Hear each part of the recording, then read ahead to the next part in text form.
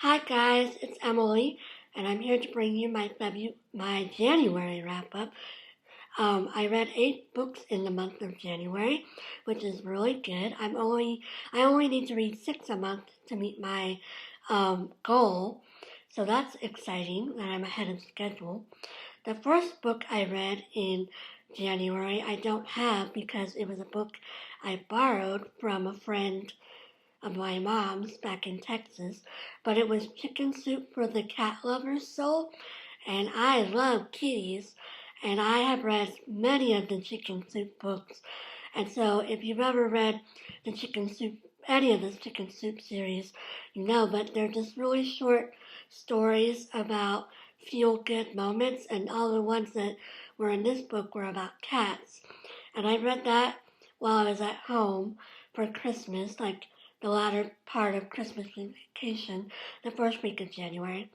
And then I flew I flew back to Nashville, and on the way home, I read Henrietta's War, News from the Home Front, 1939 to 1942 by Joyce Dennys.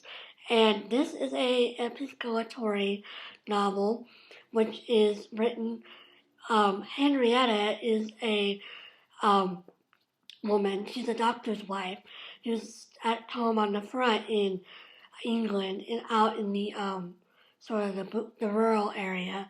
And she talks about how um, she and her neighbors are dealing with the stresses of, like blackouts and not having what they want because of the rationing, and how they have fun even though there's not much to do in their small town. And it's a really cute story.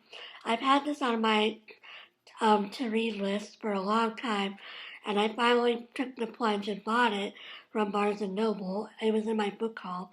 I'm really glad I got it because it's such a sweet story, and I definitely will be rereading this whenever I need something to cheer me up.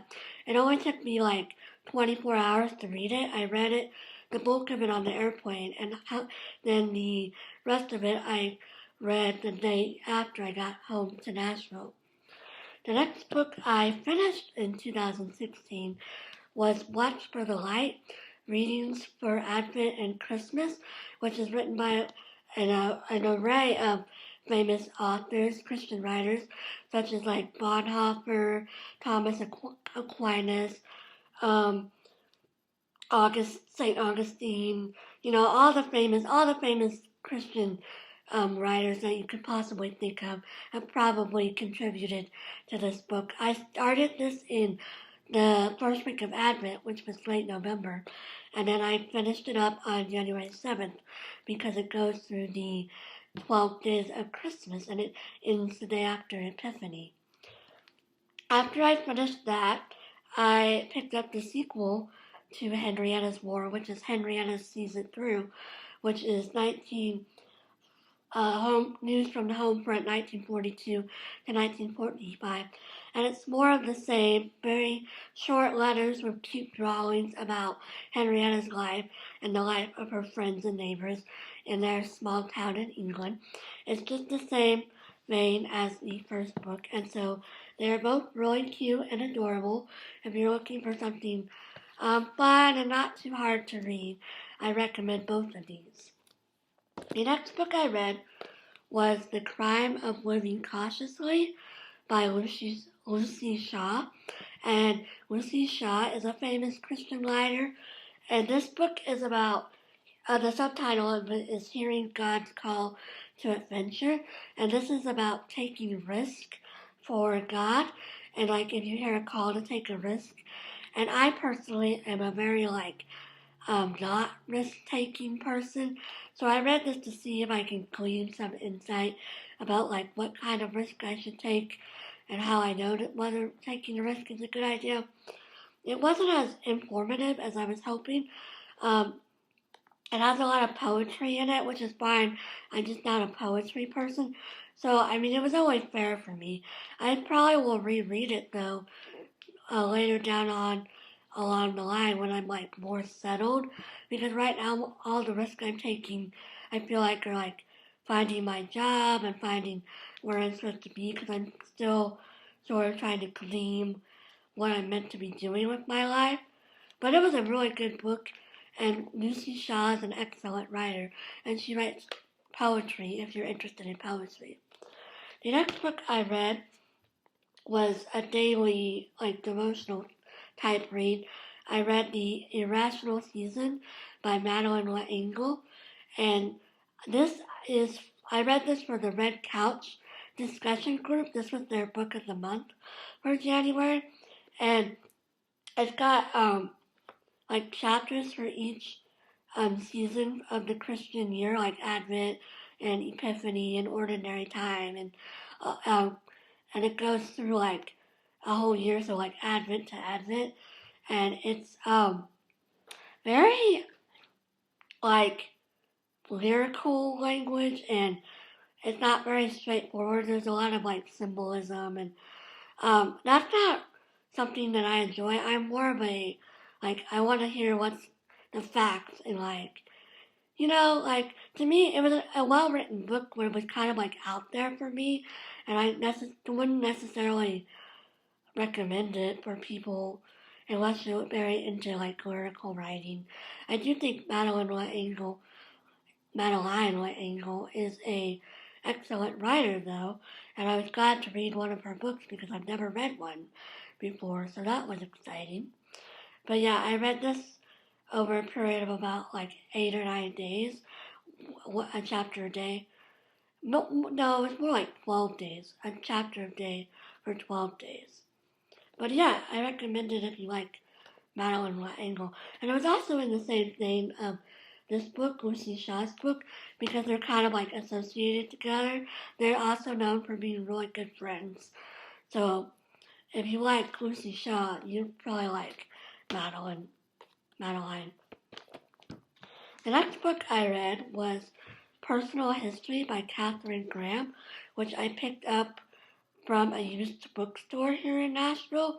The used Luci Shaw and Madeleine L'Engle and Watch for the Light I all got from work, but this I got at McKay's used bookstore in Nashville, and this is a autobiography of Katharine Graham, who was the first female publisher of the Washington Post, and this won the Pulitzer Prize for biography in 1998, so it's a very well-written book. It's a long book. It's 642 pages, which was crazy, but we had like several snow days in January, so I actually managed to get it read in about 9 or 10 days, which is pretty crazy for me.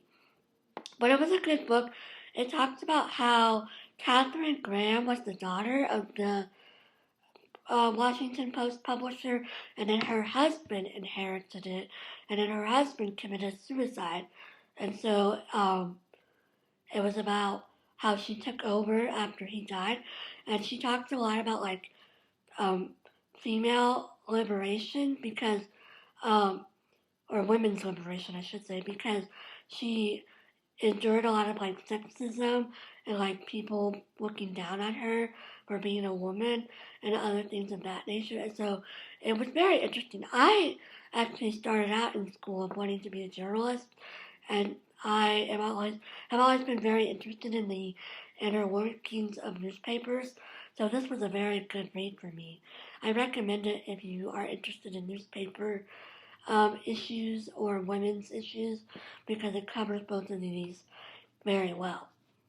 The last book I read in January was Through the Painted Deserts by Donald Miller, and Donald Miller is a really well-known Christian writer. He wrote Blue Like Jazz, if you've read that. I only found this to be fair. I was not impressed because it's a memoir, and it's a road trip memoir. Donald and a friend of his go on a road trip from Houston, Texas to the Grand Canyon, and so it talks a lot about their journey. And then after the Grand Canyon, they go up to Oregon, and I don't know, I just wasn't impressed because Donald is 19 in this book, but he's very immature, which I mean, boys at that age are immature, but like, they do some stupid stuff that I just like could not get with. Well, like, the thing that really bothered me was they go to a grocery store and they have like no money, and so they only are gonna buy like bread and peanut butter. And Donald goes around and fills up a whole cart of like things he can't buy, and he's like talking about like what he could do with all, like what he would do if he could afford all this stuff, and then he just like leaves the cart there for a clerk to have to deal with. And it's like as someone who used to work in retail, I was appalled, and it basically like the rest of the book I was like, this is ridiculous. And so yeah, I was not impressed with this book at all. Um, I would not recommend it unless you like particularly like Donald Miller's writing. But other than that, I would say pass it because it's just gonna make you annoyed. I mean, he has good insights about the war, but his behavior in this book is just so appalling to me. I could not appreciate it at all. Yeah. So that was what I read in January, and I'm already reading another book. I'm reading The Amazing Adventures of Cavalier and Clay by Michael Chabon. So I will be reading that and be reading several other things.